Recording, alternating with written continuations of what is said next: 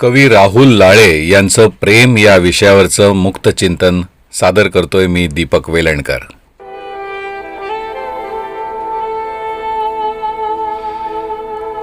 प्रेम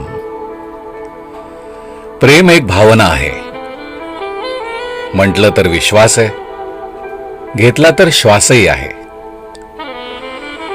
रंगवला तर खेळ आहे, मांडला तर संसार आहे, उडवली तर थट्टाई आहे, निभावलं तर जीवन आहे.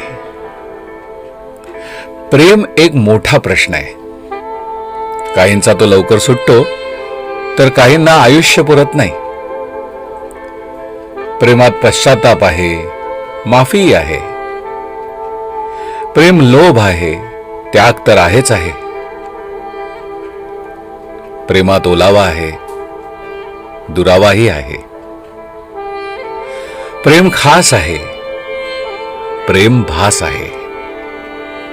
ते हवंहवस आहे तर कधी असह्य देखील आहे.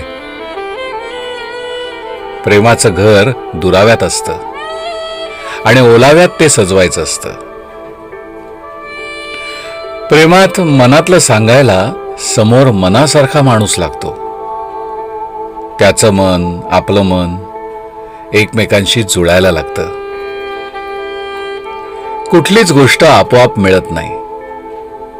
प्रेमाचं देखील काही वेगळं नाही. म्हटलं तर सगळे आपलेच, म्हटलं तर कुणीच नाही. प्रेमात दुसऱ्याला आपलंसं करावं लागतं.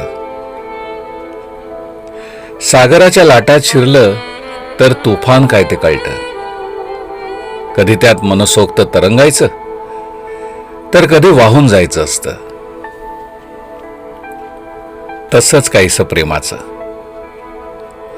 प्रेम क्वचितच आपोआप होतं.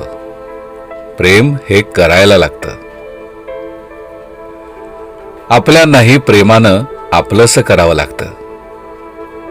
आणि म्हटलं तर सगळे आपलेच, प्रेमाचे सांगाती